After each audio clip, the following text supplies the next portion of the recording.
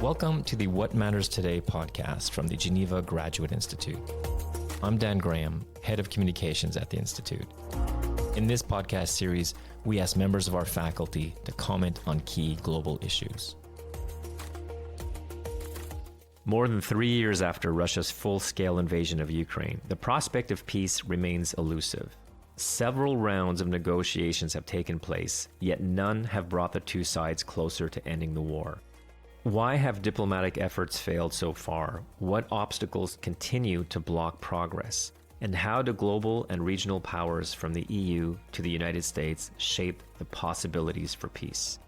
In this episode, we explore the diplomatic dynamics of the Russia-Ukraine conflict and consider what a realistic path toward peace might look like in the years ahead. Our guest is Dr. Vassily Klimentov, senior researcher at the University of Zurich and visiting professor here at the Geneva Graduate Institute.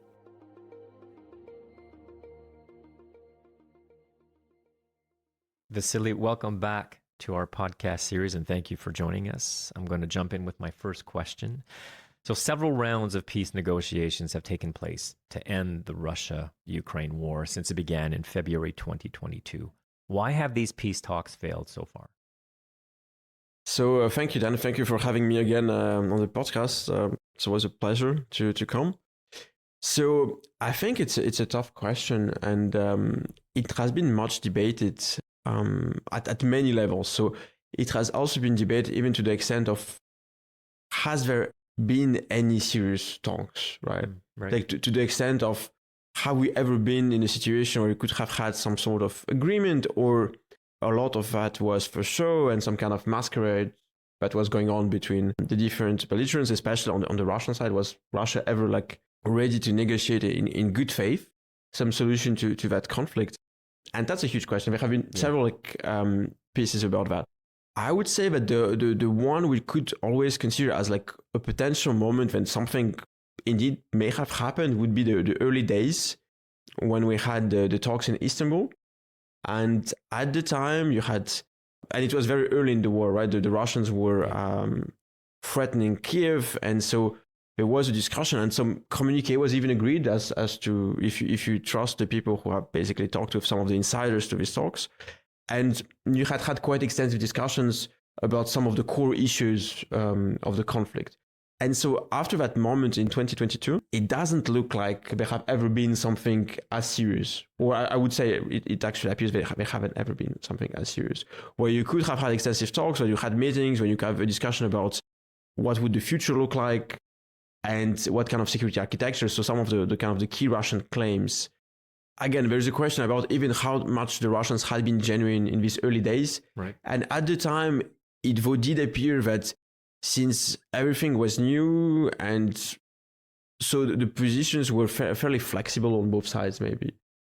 There wasn't this kind of stalemate type situation, and there was a bit more flexibility. And so, and there are discussions about why these talks collapsed. On that count, probably some would mention the Russian atrocities in Bucha as having played a key role in kind of changing the Ukrainian position. Some would say that actually the Ukrainians were not consulting enough with the West, and so there was a question about what would be the West involved. So there would be many discussions about that. But I would say this was the only moment when you had something. Right. And what are the main diplomatic and strategic obstacles preventing progress? I think there are a number of things which are blocking the talks. So first, you would need, for example, for things to be fairly clear on the battlefield. For example, so the first kind of driving factor in all these kind of discussions would be, is either side thinking that it could gain an advantage, or it could push forward or improve its position on the battlefield? And so at different moments during the war, each side actually had the impression that it should not push too much or not go too fast in the talks, because if it waits, situation would get better for them. Yeah.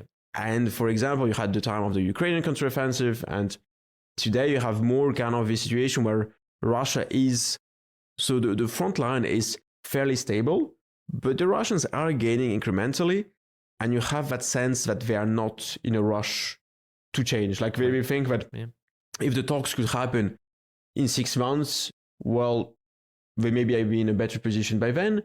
And they still hope that maybe the situation for Ukraine will kind of become more complicated. So you would need that clarity to stabilize. So I think that would be one kind of like practical thing. Another thing is that the war, especially on the Russian side, the reason why the Russians had invaded in the first place, they have in mind a broader kind of questioning about security architecture in Europe and US-Russia relations and Russia-NATO relations. And so they want that to be part of the talks, settled as part of the talks. And these kind of big strategic questions, well, you need movement on that before you get a sense of any kind of like resolution to the conflict. So you have these two levels. You have the very practical level of making a ceasefire, discussing which territories would be under which belligerent at the end of the war.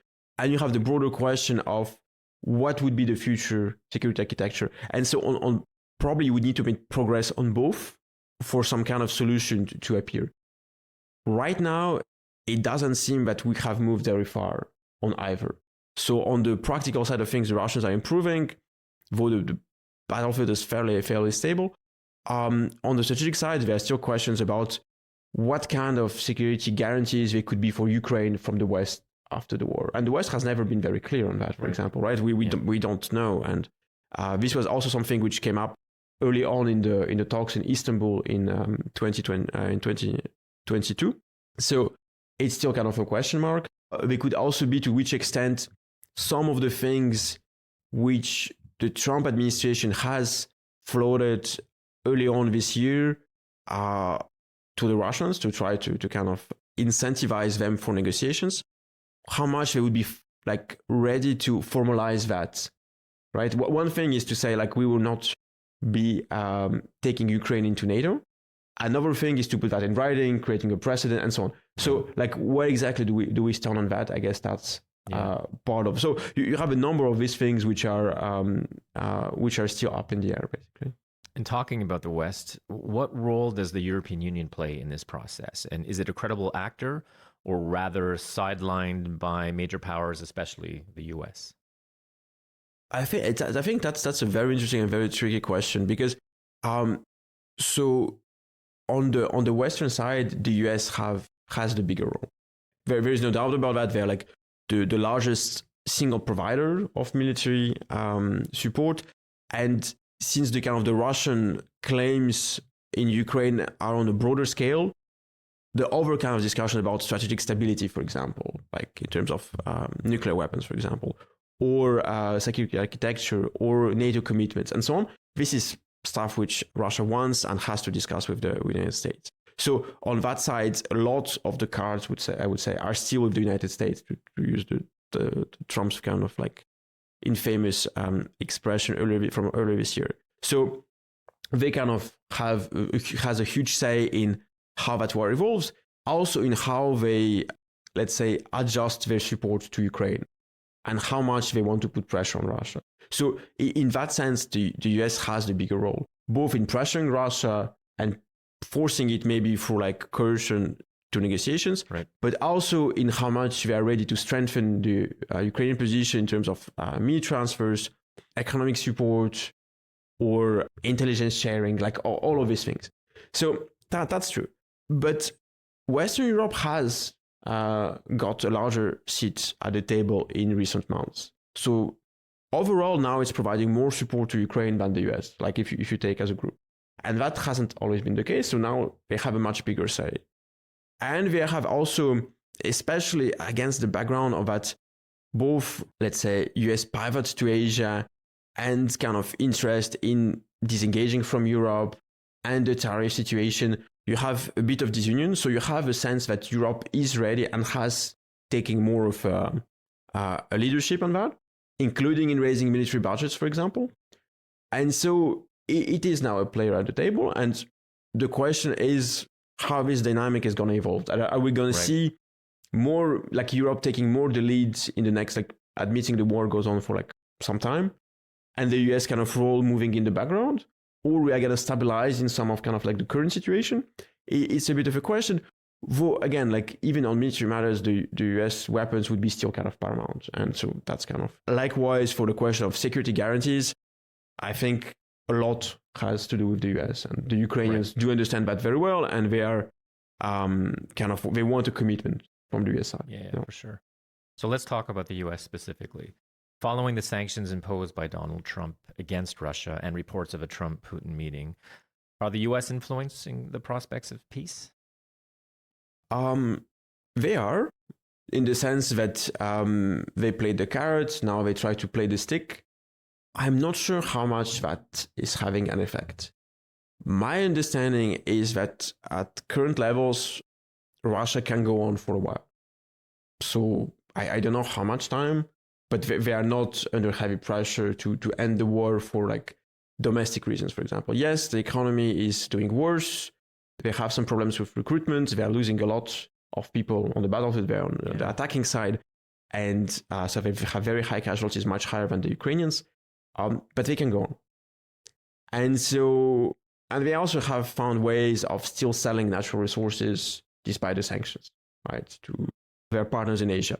So the new sanctions are like they are creating additional difficulties, but they are not a game changer. Right. So I would see them as a signal that the US is trying to push Russia to take the very advantageous offer, which more or less was on the table. But like Trump has floated since the beginning of the year, saying as to Ukraine out of NATO, maybe a recognition of Crimea, maybe de facto kind of allowing Russia to keep territories it controls, and stuff like that. But I don't think that will change much. For things to dramatically change, you would need to very seriously improve pressure on Russia in terms of sanctions, trying to block maybe its supplies from China. So you would have a much broader thing. I'm not sure that's very possible at the moment, or at least I have no sense that the US is ready to go into that direction. Yeah. And linked to what you just said, especially if you're saying, Russia can keep going, is it possible, and I know this is a difficult question to answer, but is it possible to imagine a realistic scenario for ending the conflict in the coming years? I think so. I think so it's very difficult to forecast what's going to come in the future. I have seen like various analysts discuss kind of various scenarios for the future. I think there are like several which are like fairly likely. One is that, so the Russians, they could also have a plan to basically move that into a less higher intensity conflict, right? Move this in a kind of the world of the forever war situation, where you would be blocking Ukraine from doing anything in international politics by just going on with the conflict, maybe not at the scale that it is now, at a lower intensity scale, with a more stable front line, but at the same time without giving ground for a resolution. Right. And just then play the very long game. And at that levels, then you can go for quite well. And then you would be blocking Ukraine from moving into NATO, you would probably blocking it from EU integration. And so maybe that's a scenario which is not talked quite a lot about, and which is fairly likely that at some point you stop advancing, but you don't go for a ceasefire, right? And you just kind of freeze it, and then it's stuck. And then you have a stalemate. So I guess that for the Russians, that would be kind of the more acceptable option, short of military breakthrough and like taking significant new territories, which seems unlikely, right? I would not see one of the sides collapse, the Ukrainian or the Russians. Okay. So like, let's say these two extreme scenarios, I would see them as unlikely. Like we are pretty stable, like unless you have a huge change on one of the camps in Russia, for example, if you have a change in political power or a huge economic crisis, right, or a reason for which Chinese support is lost. Short of that, I would not see them collapsing. And on the Ukrainian side, if you don't have major drops in Western support, I would also see them as doing all right, like maybe losing some territories, but no collapse. So that two extremes would be out. And then you have this kind of long-term, low-intensity with bursts conflict. Or you have that kind of increased pressure on Russia, worsening of the economic situation. Maybe you have some pressure among Russian elites Like we don't know enough about what's going on there. Some popular pressure, and then the kind of the incentive for the Russians to move towards some kind of ceasefire increases. It's not the case now, but you could imagine. So I would say we are somewhere in between these two scenarios. Like hopefully we would be more in terms of like moving towards ceasefire because of like, right. But that's not a given. Yeah. And Vassily, my last question for you is related to just what you said. So what key elements would be necessary for a genuine peace process to begin? It's difficult to say. I would say that you would need a more stable front where it does seem that it's not going to move forward. We're close to that, but not yet. Like, for example, the Russians have made some advances recently. You would need the sense that Western commitment to Ukraine is ironclad. I think the Russians are still betting quite a bit on the fact that you would have disunion in the West in supporting Ukraine, that you could have really a drop in US support, that you have some populist parties in Europe who can come to power. And so, right. And so I was still hoping that they could actually, if they kind of outweighed, right, the West, they could see that happening, of some of the West losing interest and forcing Ukraine into major concessions. So if the West kind of is able to really signify to the Russians that this is not changing, but support to Ukraine will be very strong for the future, then it will also change the Russian calculation. So I think that kind of commitment long-term right. would be a major factor in also for the Russians to kind of assess prospects on the battlefield. There would need to be discussions between the Russians and the US about broader things and some kind of formalization, I guess, of like, let's say, a new Cold War type situation where the kind of the limit will be drawn. Yeah. And maybe there would also need to be a further worsening of the situation inside Russia. It doesn't have to be like any kind of collapse, but it should also kind of give a sense to Russian elites and maybe some popular pressure that, okay, maybe it's no longer in our interest. And I could see that worsening of the economic situation or like even higher problems with recruitment, for example. And you have a sense of that. I mean, a lot of people are talking about inflation in Russia, right. The other economic indicators, which show that the economy is struggling. You could also see that there have never been a second mobilization of the population. So if you come to that, maybe there will be some thinking. So you would need to have these kind of factors to come together. And then I would see kind of the movement toward maybe not a full resolution, which is like a very kind of long-term prospect, but some kind of ceasefire to be more likely. Vassily, thank you very much for sharing your insights on such a complex topic. And thank you for joining us on this episode of What Matters Today. Thank you, Dan. Thank you for having me. It was a pleasure. This podcast series is produced by the Geneva Graduate Institute communications team. For more information about the Institute, please visit our website at graduateinstitute.ch. I'm Dan Graham. Thanks for listening.